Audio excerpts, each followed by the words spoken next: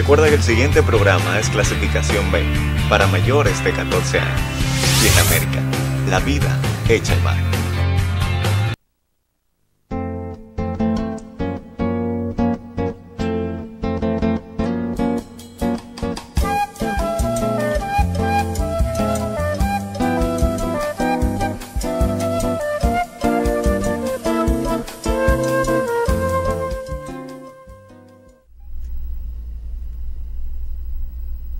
Gracias otra vez, Voz para el Cambio en sus hogares, agradeciendo la distinción de permitirnos cada domingo de compartir con ustedes en este espacio que es de reflexión y de impulsar los mejores valores de la sociedad dominicana.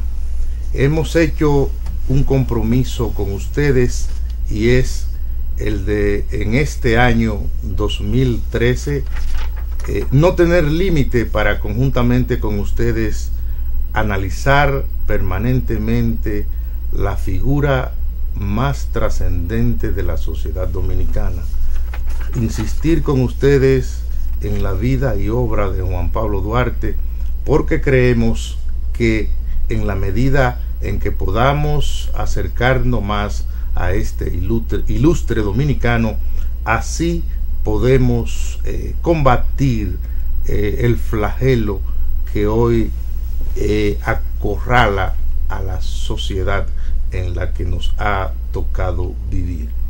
En este día vamos a seguir puntualizando acerca de esos conceptos y tenemos una persona que va a compartir con nosotros estas reflexiones. Buenos días, comandante Torres Ulloa. Saludos, Juan Francisco, contento de estar aquí como invitado en Voz para el Cambio. Presto a conversar contigo y para el país sobre las ideas del padre de la patria, que siempre hay tantas cosas que reflexionar alrededor y en torno al pensamiento de Juan Pablo Duarte, porque muchas veces hemos dicho aquí que en el común del dominicano se piensa que las ideas de Juan Pablo Duarte se agotan, se terminan con el ideario que compiló Betilio Alfao Durán, y el año completo es poco para nosotros reflexionar sobre el trascendente pensamiento de Juan Pablo Duarte. Nosotros en una ocasión nos aventuramos y dijimos que este espacio iba a ir tocando cosas esenciales que observábamos que no eran analizados en los escenarios importantes donde se trataban estos temas. Y hay algo que hemos elegido para el día de hoy porque Duarte trascendió en varias facetas. Hoy quisiéramos, Alfonso, que habláramos del Duarte jurista.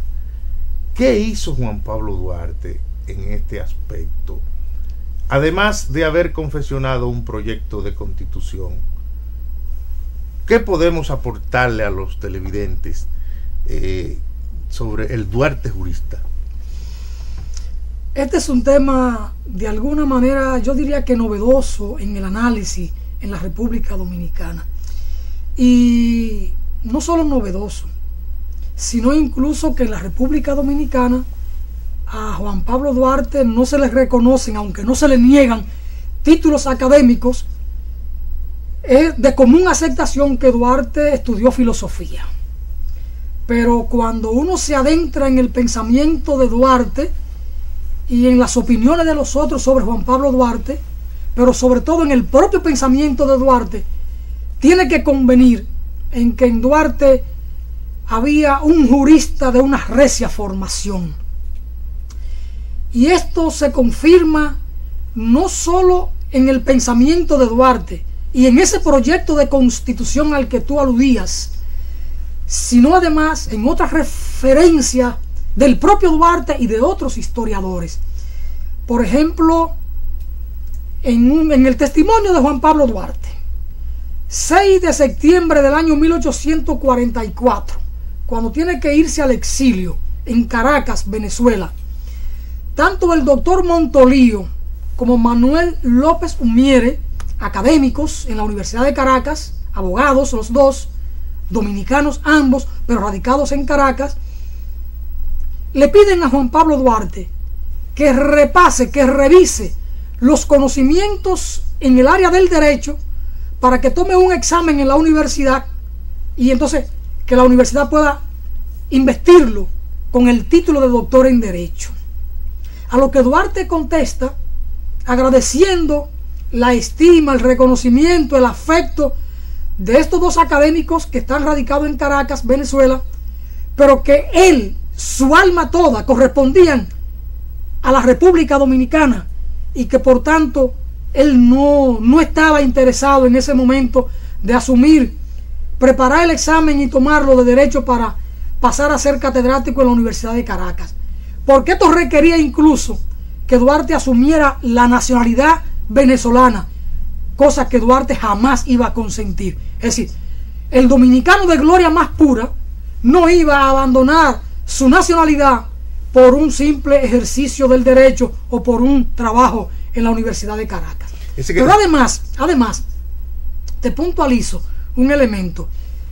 El historiador y profesor universitario Franklin Franco, en su gran obra Historia del Pueblo Dominicano, dice de Juan Pablo Duarte que este estudió tenedurías de libro, es decir, contabilidad, conocimiento que puso en práctica en el almacén o en el negocio de su padre, pero que además estudió filosofía y derecho romano con el doctor Juan Vicente Moscoso, doctor en derecho de la recién universidad clausurada, la Universidad de Santo Domingo, que había sido cerrada por la intervención, por la ocupación haitiana. Pero nos habían vendido la idea como que era un autodidacta Juan Pablo Duarte, pero parece que es un hombre de academia. Pero es que además, cuando Duarte sale a Europa, aquel 14 de junio del año 1829, cuando apenas tenía 16 años, 5 meses y un día de edad, ¿qué hace Duarte en Barcelona, en el Seminario Mayor?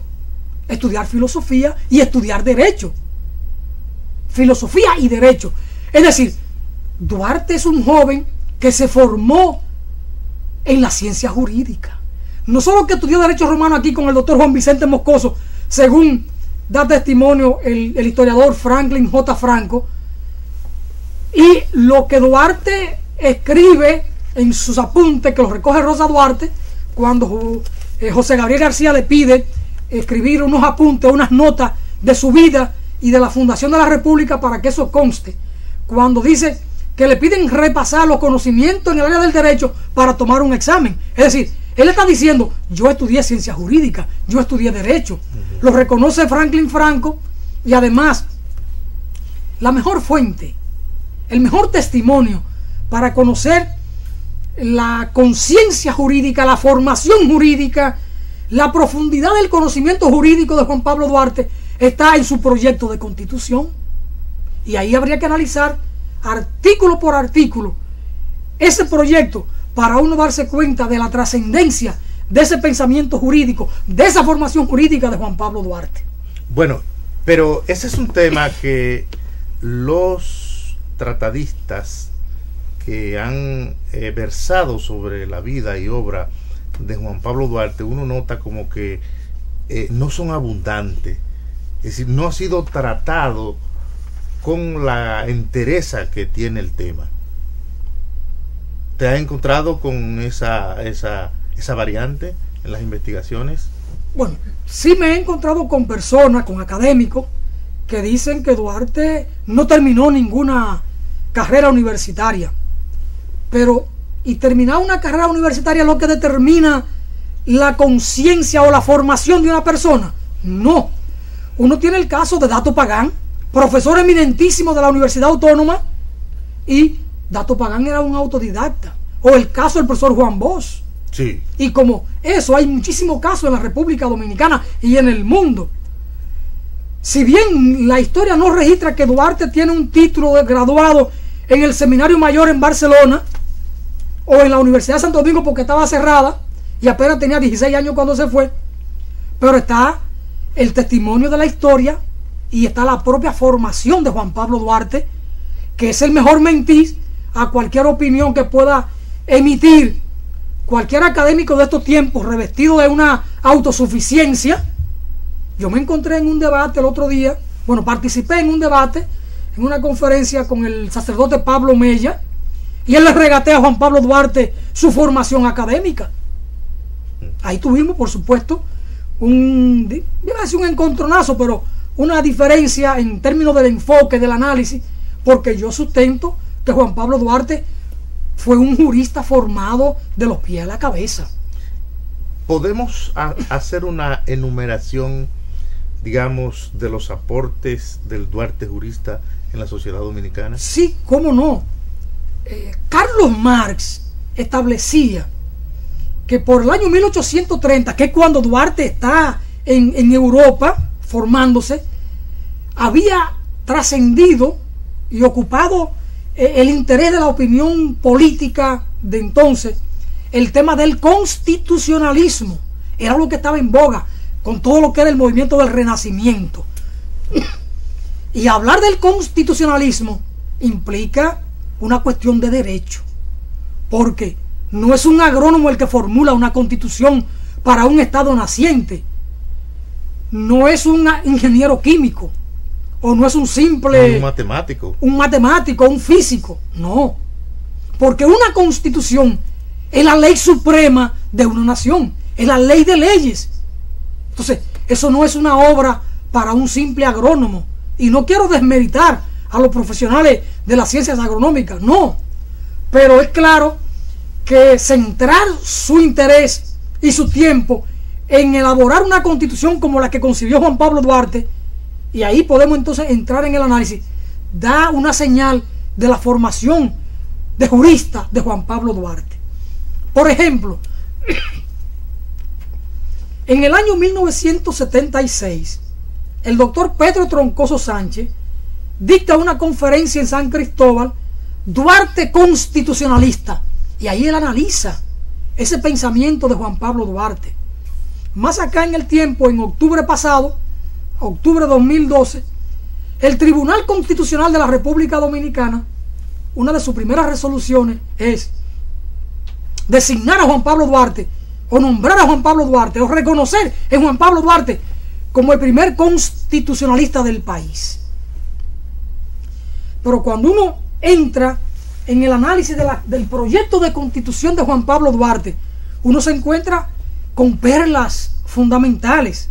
Por ejemplo, en ese artículo primero de ese proyecto de constitución, Juan Pablo Duarte dice: ley es la regla a la cual deben acomodar sus actos, así los gobernados como los gobernantes. Juan Pablo Duarte empieza con la ley.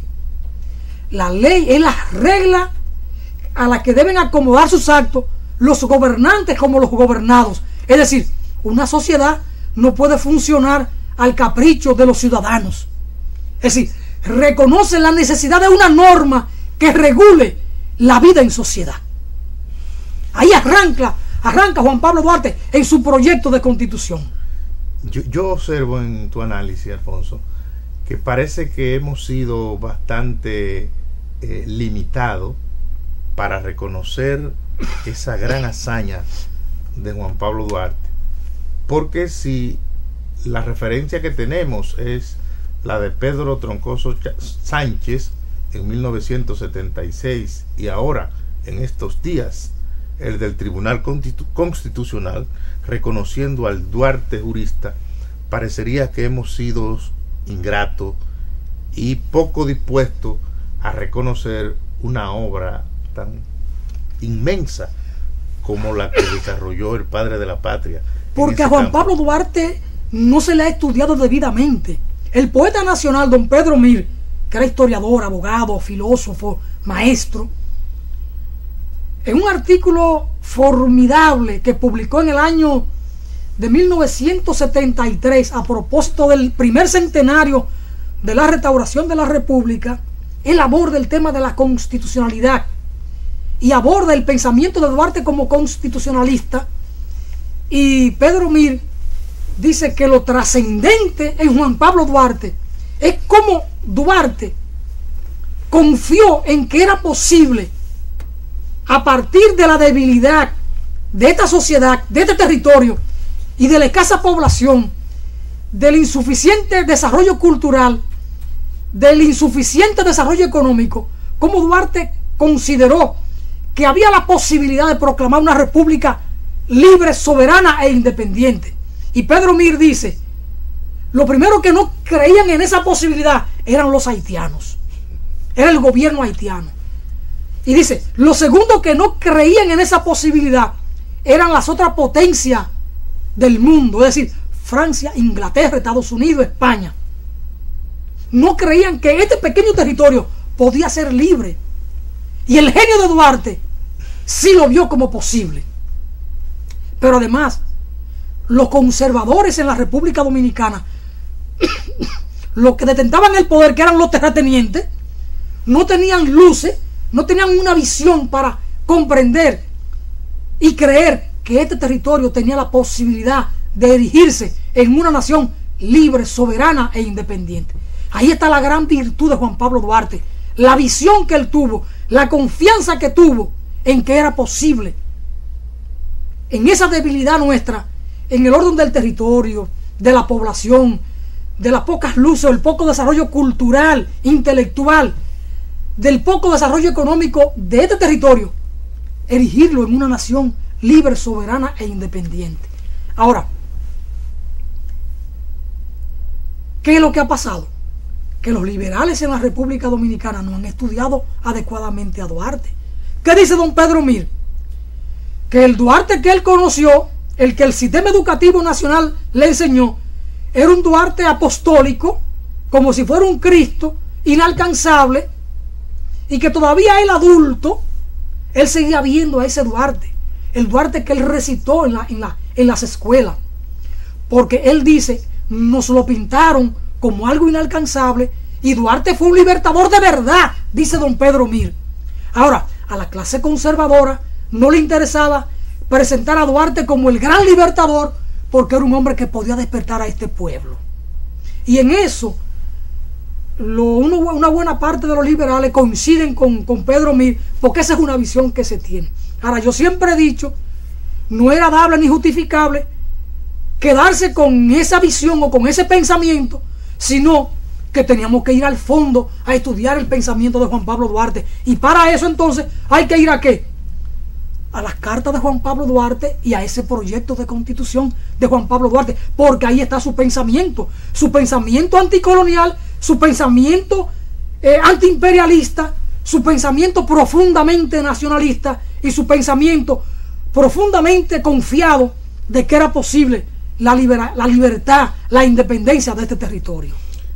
Un contemporáneo de don Pedro Mir ha dicho en el primer volumen de 3 de don Juan Isidro Jiménez de Grullón, al tratar la sociología política dominicana, que la primera constitución nuestra estuvo profundamente imbuida de la primera constitución de Cádiz española y la constitución norteamericana. En este trabajo de Juan Pablo Duarte, cuando él se sentó a redactarnos un proyecto de constitución, se observa un Duarte puramente dominicano, sus creencias, sus afirmaciones, los artículos que redactó en esa constitución están fundamentados en esa sociedad de 1844.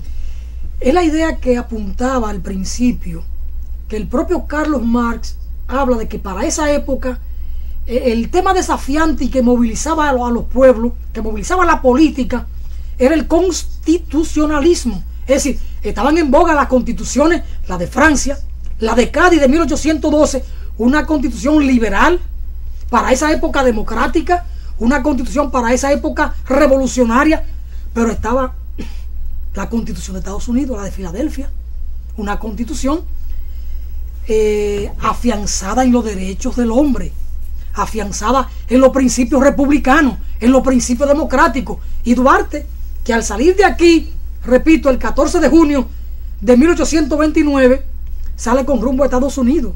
Y allí él conoció la Constitución norteamericana y conoció ese movimiento de la democracia norteamericana, de aquellas 13 colonias inglesas que se independizan y crean el país que hoy se conoce como Estados Unidos de Norteamérica.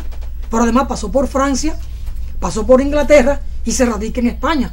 Duarte conoció todo el movimiento del romanticismo que estaba en boga y todo el movimiento del constitucionalismo. Es dable entonces pensar que en ese proyecto de constitución de Juan Pablo Duarte hay la influencia de todas estas constituciones. Por supuesto que sí. Pero Alfonso, escuchando hilvanar este discurso, se me ocurre preguntar, ¿y cómo este hombre de esta islita, vamos a decir, ya en ese momento, él estaba en el orden ideológico, podía codearse con los grandes de Europa, de Estados Unidos y del mundo?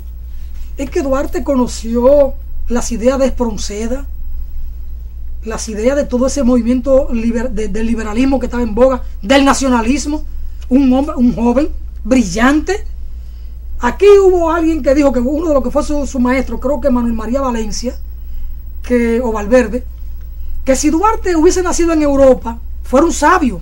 Sí. Es decir, porque Duarte desde muy pequeñito dio una demostración de una inteligencia sobrenatural. Y en eso todos los historiadores están de acuerdo, en eso. Es decir, un muchacho sumamente inteligente, y cuando llega a Europa, se radica en Barcelona, que dice don Pedro Mir que era la ciudad más europea de España, en el sentido donde había el mayor movimiento del liberalismo, y es ahí donde Duarte se radica. Y estaba en boga en España todo el movimiento de la Constitución de Cádiz de 1812. Entonces, Duarte bebe en aquel movimiento del Renacimiento, del nacionalismo y del constitucionalismo. Todo eso lo trae al país. Hay algo que debemos decírselo a los jóvenes dominicanos. Dice Rosa Duarte en sus apuntes que ella nunca vio a Juan Pablo acostarse que no fuera después de la 1 o las 2 de la mañana. Estudiando con vela.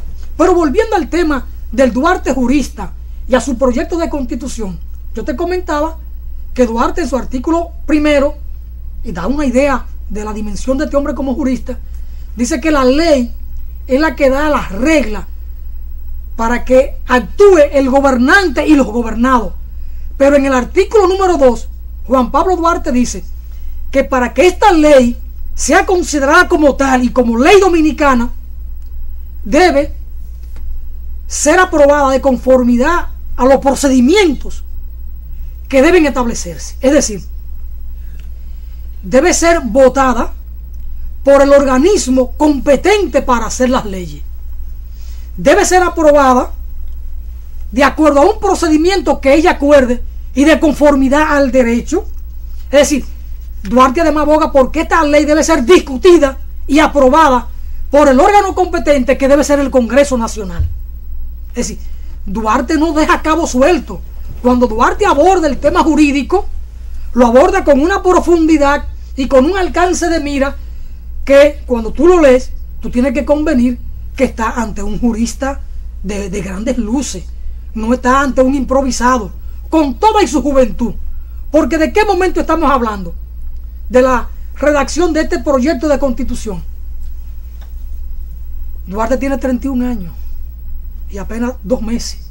Estamos hablando de los meses abril, julio 1844, en una efervescencia política en Dominicana, con una independencia recién proclamada hacía apenas 1 mes y días. Prácticamente montaba el lomo del caballo en medio de la efervescencia política y de la necesidad de articular las fuerzas nacionales para poder defendernos ante las incursiones del ejército haitiano. Es decir, es en un momento sumamente difícil en el que Duarte escribe. Y cómo escribe, eso hay que verlo. ¿Y qué nos dice Duarte? Por ejemplo, y ahí con este artículo número 3, Duarte te da una visión de dominio del derecho internacional. Duarte nos dice que los tratados internacionales, para que deban ser tenidos como leyes nacionales, deben ser, antes que promulgados por el Ejecutivo, deben ser aprobados por el Congreso Nacional.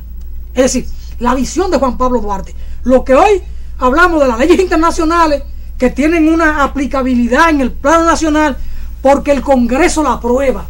Es decir, ya Duarte estaba viendo aquello, porque Duarte no era un simple jurista, era un hombre con una visión extraordinaria. Y lo dice en aquel momento, para que los tratados internacionales puedan ser considerados como leyes internas, y antes de que el Poder Ejecutivo la promulgue, estos tratados deben ser aprobados por el Congreso Nacional. La visión de este hombre. Pero, Alfonso, hay otro momento en el que Duarte se deja notar como un jurista del derecho internacional cuando se intercambia cartas con Manuel Rodríguez Oquío, y este último le reitera que él debe permanecer en la función que se le ha encomendado como embajador en Caracas. Y él le dice, no, yo no puedo, porque si el presidente que me nombró ha sido depuesto, yo necesito que me reitere el otro presidente para yo poder estar en este puesto conforme al derecho de gente, le dice él en esa carta. Ese tema nos saca de la Constitución de Juan Pablo Duarte, pero sigue siendo parte, de la visión jurídica de Duarte. Este hecho acontece 20 años después, 21 años después de Juan Pablo Duarte redactar su proyecto de Constitución. Pero ¿qué nos está diciendo Juan Pablo Duarte? Primero, la humildad de este hombre, ya proclamado padre de la patria, acepta un cargo de embajador diplomático del gobierno restaurador en armas y se va a Caracas. Y cuando Duarte se entera que Salcedo, que era el presidente que lo había nombrado, que había firmado el decreto de su nombramiento como embajador, había sido depuesto, y no solo depuesto, fusilado por traidor, el presidente Salcedo, que era baecista, y siendo presidente de la restauración en armas, estaba en tratado, buscando acuerdo con España. Cuando Duarte se entera, dice, no, ya los poderes, mi investidura ha cesado, porque mi constituyente ha cesado. Él no entra en consideración de la destitución de Salcedo, ni del tema que lo fusilaron o no, sino que ese fue el constituyente que a él lo nombró. Si mi constituyente ya no existe, ya mi nombramiento tiene razón de ser. Ahí se puede alegar la continuidad del Estado, que bastaba que el ministro de Relaciones Exteriores le comunicara que él continuaba en su cargo, pero él dice no, falta mi constituyente, y a falta de él hace falta entonces, valga aquí la redundancia, que el nuevo constituyente me reafirme en el nombramiento como embajador, como diplomático, en ese caso embajador plenipotenciario. Es decir, cómo este hombre respeta al constituyente, porque en ese caso el constituyente es el pueblo, representado por el presidente de la República en armas. Es decir, es la visión de este hombre, que del dominio que tenía del derecho. A la luz de hoy, con los avances del derecho, se puede alegar que el Estado tiene continuidad, pero eso a la luz de hoy. Hay que ver en aquel momento, 1865, cuáles eran los principios que regían en materia del derecho internacional. No, porque se nota que es un político que no se aprovecha de circunstancias y que tiene una profunda convicción de su responsabilidad y de cuál es su papel, porque otro político, digamos, sin esa visión, pues lo que hace es aprovecharse. Esto lo vamos a seguir analizando, Torre, después de una breve pausa.